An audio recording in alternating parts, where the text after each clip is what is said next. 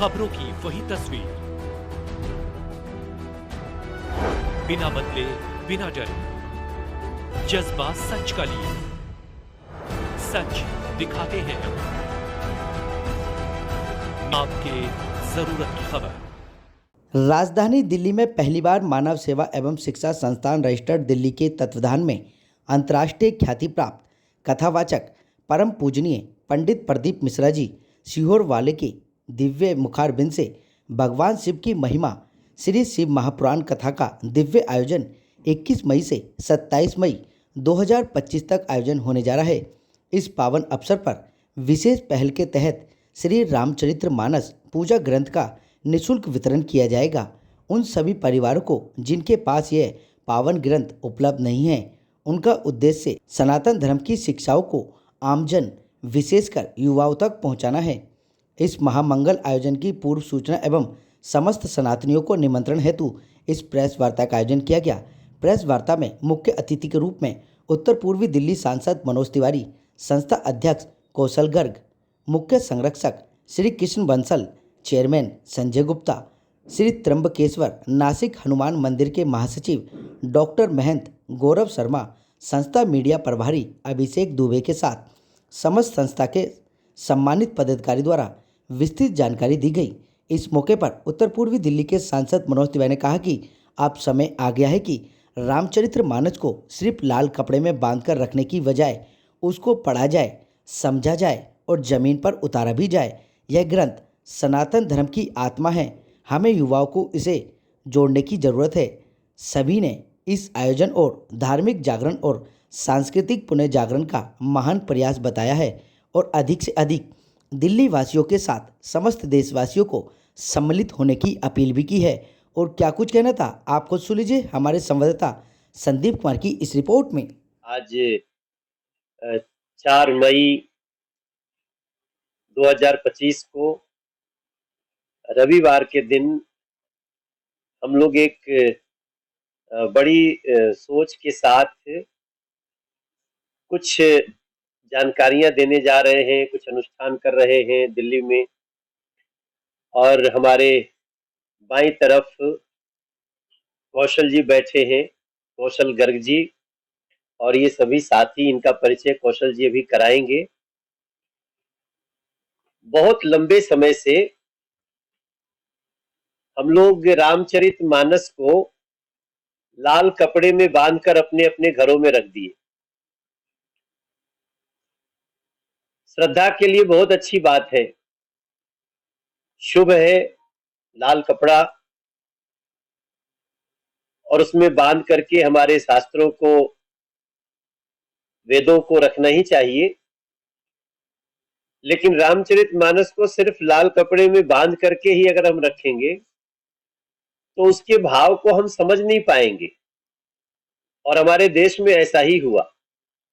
इसलिए समय समय पर ये नंदी बाबा कौन है, नंदी बाबा का महत्व क्या है, ये जो राम की कथा किसने कही, किससे कही, किससे किसको ट्रांसफर हुई वो कथा,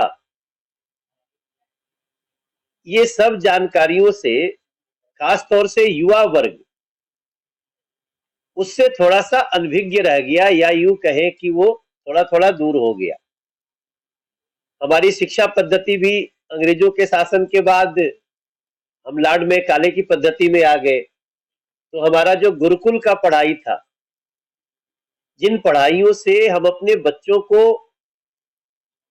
विश्व गुरु बनने में सहायक होते थे, तो वो थोड़ा थोड़ा पीछे छूट गया। हमारे देश में बहुत सारे महामनीषी हैं, विद्वान हैं, कथावाचक हैं जो इस काम को कर रहे हैं, और बहुत सारे ऑर्गेनाइजर हैं जो इसको समय समय पर समाज में लाते हैं। लोग आते हैं, सुनते हैं, जाते हैं। आज जब मैं आप सबके सामने बैठा हूं तो मैं एक टीम के साथ जुड़ करके, हमारी जो लोकसभा का बुराड़ी क्षेत्र है उसी क्षेत्र में हम एक बहुत बड़ा अनुष्ठान कर रहे हैं, जिसमें हमारा पहला उद्देश्य है कि लोग शिव जी को जानने के लिए वहां उपस्थित हों। और जो एक प्रमुख कथावाचक जिनको हम लोग बुला रहे हैं वो हमारे प्रदीप मिश्रा जी, मैं पूरा नाम ठीक ले रहा हूँ, पंडित प्रदीप मिश्रा जी, और उनके साथ एक और नाम जुड़ता है, सीहोर वाले, पंडित प्रदीप मिश्रा जी सीहोर वाले। आजकल इन बातों को जो हम आपसे कह रहे हैं उसी को वो युवाओं में देना चाहते हैं कि अरे मनोज भैया तो ऐसे भी बहुत कुर्ता धोती में रहता है, आज शर्ट पैंट में क्यों है? हम क्यों ऐसा मान लिए कि शर्ट पैंट में लोग सनातनी नहीं है? हम क्यों ऐसा मान लिए कि जो शर्ट पैंट में है वो सांस्कारिक नहीं है? हम क्यों ऐसा मान लिए कि एक वेशभूषा में ही हम भगवान के मंदिर जा सकते हैं? तो हमारा आज के प्रेस कॉन्फ्रेंस में मूल भाव है कि हम युवाओं को इसके प्रति आकर्षित करें, जो हम पंडित प्रदीप मिश्रा जी को बुला करके जो कथा के माध्यम से कार्य करने वाले हैं, जो शुरू हो रहा है 21 मई से 27 मई तक चलेगा। इसलिए आज हम सबसे पहले उस लाल कपड़े में बंधे हुए रामचरितमानस को एक बार खोलना चाहते हैं, और हम चाहते हैं कि दिल्ली का हर युवा अगर उसके घर में ढूंढे वो कि रामचरितमानस रखा है क्या, अगर नहीं रखा है तो जो 21 मई से शुरू हो रही है उसमें आए, हम उसको रामचरितमानस देंगे। और अगर 1 करोड़ लोग आएंगे तो 1 करोड़ को देंगे। जितने लोग आएंगे हम रामचरितमानस उनको देंगे। प्रदीप मिश्रा जी के कथा भाव में रामचरितमानस को दिल्ली के हर घर में पहुंचाना अब हम लोगों का उद्देश्य है। और इसके लिए हम लोग आज एक नई शुरुआत कर रहे हैं, जिसके लिए आप सबको थ्रू हमारी दिल्ली की विद्वान मीडिया घर घर तक ये बात पहुंचे। इसके लिए हम सबसे पहले ये रामचरितमानस को खोलते हैं।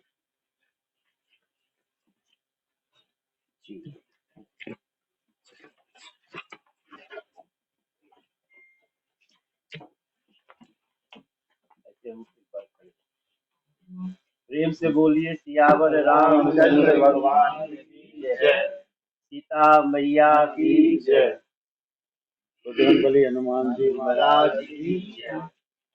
तो दोस्तों, ये रामचरितमानस ये ज्ञान का भंडार है, और हमें इस बात का गर्व है कि सबके लिए राम महत्वपूर्ण है। हम राम को सिर्फ धार्मिक मर्यादा में ही बांध के नहीं रख सकते।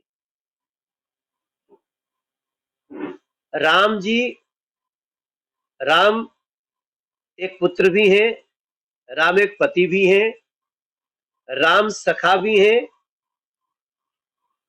राम भाई भी हैं, राम शिष्य भी हैं, और राम अहंकारियों के अहंकार हरण करने वाले भी हैं। कोई ऐसा जीव नहीं है धरती पे जो अगर अपना कनेक्शन देखे तो उसका कनेक्शन राम से न बनता हो, ऐसा कोई नहीं मिलेगा आपको। और उनकी कथा कौन सुनाते हैं? हम खाली 4 लाइन आपको बताएं आज प्रेस कॉन्फ्रेंस में, मीडिया के थ्रू जो लोग सुनेंगे, सोशल मीडिया से जानेंगे। ये रामायण तो महर्षि वाल्मीकि जी ने लिखी है, संस्कृत में लिखी, लेकिन 1577 में रामचरितमानस की रचना हुई है। मैं आपको दावे से कह सकता हूं कि इस देश में बहुत कम लोग मिलेंगे जिनको पता होगा कि ये 500 साल पहले ही लिखी हुई है। क्योंकि इस पे कभी हम केंद्रित हुए ही नहीं। लिखी 500 साल पहले है, और उसमें भी आपको जान के आश्चर्य होगा कि ये लिखी तब गई जब अयोध्या जी में राम जी का मंदिर तोड़ दिया गया। उसके बाद ये रामचरितमानस लिखी हुई है। और ये हम नहीं कह रहे हैं, इसी पुस्तक, माफ करिएगा, इसी ग्रंथ के पहले 10 पन्नों में इसकी कहानी लिखी हुई है, लेकिन किसी ने पढ़ा ही नहीं। और इस ग्रंथ को जब इस पे संस्कृत विद्वानों ने ये कहा कि संस्कृत के विद्वान लोग ये अवधी भोजपुरी में कैसे लिख दिए, हिंदी में कैसे लिख दिए, तो इसका साक्षात इसको प्रमाणित करने वाले कोई और नहीं, साक्षात बाबा विश्वनाथ जी हैं। पीछे हमारी लंबी हो जाएगी, मैं उसमें नहीं जाऊंगा, लेकिन आप सोचिए कि हम जो हनुमान चालीसा पढ़ते हैं, हम जो मंगल भवन अमंगल हारी द्रवहु सुदशरथ अजीर बिहारी, ये 500 साल पहले ही आया, और उसका परिणाम रहा शिव जी ने लिखवाया इसको। शिव जी ने तुलसी बाबा को कहा कि जो लोग इसको नहीं जानते होंगे बहुत आश्चर्य से मेरी बात सुनेंगे। शिव जी आए, तुलसीदास जी को बोले कि आप लिखो और अपनी भाषा में लिखो। राम जी का मंदिर टूट चुका है, लोगों को इसका आभास नहीं है, सरल भाषा में राम की कथा सुनाओ। और तब ये 2.5 साल में, 2 साल 7 महीने में ये रामचरितमानस अयोध्या जी में लिखी गई, और उसको लेकर के तुलसीदास जी काशी गए। अगर इससे ज्यादा जाना हो तो इसी के पहले 10 पन्नों को पढ़ना पड़ेगा, लाल कपड़े से रामचरितमानस को बाहर निकालना पड़ेगा।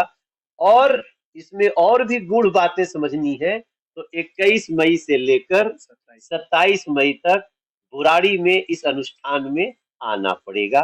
मैं आमंत्रण दे रहा हूँ सबको, ये हमारी प्रार्थना। आपने कहा कि रामचरितमानस जो है वो सभी धर्म का, तो क्या वो हिंदू मुस्लिम किसी भी धर्म के लोगों, सभी धर्म में होनी चाहिए? मैंने तो कहा, हम धार्मिक बाउंड्री रखना ही नहीं चाहते। जो राम जी ने एक पंक्ति को सार्थक किया कि रघुकुल रीत सदा चली आई, प्राण जाए पर वचन न जाए, ये क्या किसी धर्म के लिए ही है?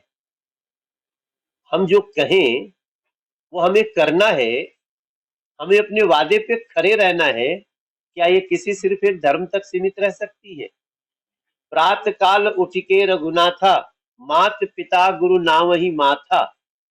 सुबह सुबह उठ के अपने माता पिता और गुरु को प्रणाम करना है, क्या ये सिर्फ हिंदू धर्म में ही होना चाहिए? देखो, मैं तो सांसद हूँ, मैं एक गायक हूँ, मैं इस रूप में अभी दुनिया से नहीं बात किया हूँ, लेकिन रामचरितमानस धर्म की बाउंड्री में नहीं बनती है। और राम को दुनिया भगवान भी मानती है सब कुछ, लेकिन राम को स्वयं विद्वानों ने मर्यादा पुरुषोत्तम राम कहा है, पुरुषों में सबसे उत्तम। तो एक मनुष्य के रूप में व्यक्ति अगर इतना कुछ कर सकता है, हम उसका कुछ अंश क्यों नहीं ले सकते?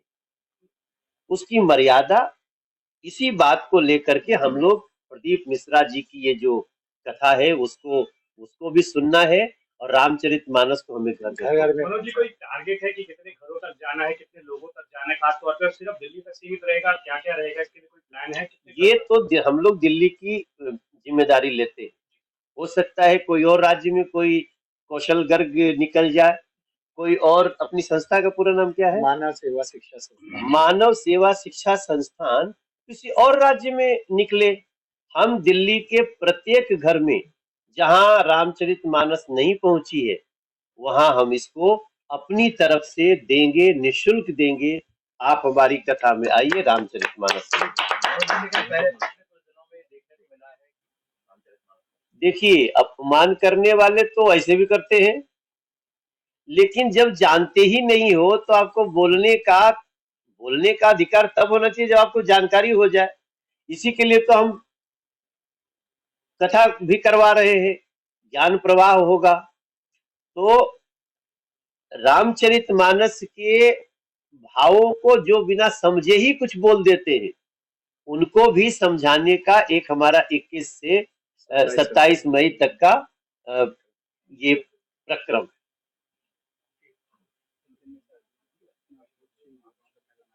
जी, हमारे इस पूरे, इसको हम लोग यहाँ रख लेते हैं। हमारे इस जो आयोजन है हस्तिनापुर शिव महापुराण कथा, और उसमें प्रदीप मिश्रा जी ने ही दिया है। तो वो हमारे बड़े पूज्य, बड़े प्रकांड विद्वान है प्रदीप मिश्रा जी। तो दिल्ली के लोग ज्यादा से ज्यादा संख्या में आए और वहां से रामचरितमानस को लेके जाए।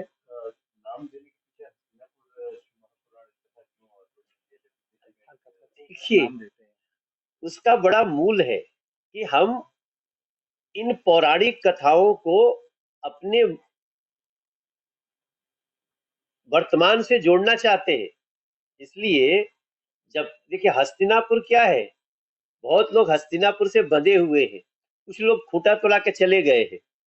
तो जो तोड़ा के चले गए वो भी उसमें जुड़े। ये हमारी हस्तिनापुर शिव महापुराण कथा का नाम दिया है हमने, और शिव जी के मुख से जो जो निकला है उसी में से एक रामचरितमानस है। ये सब कुछ लोगों के बीच में दिया।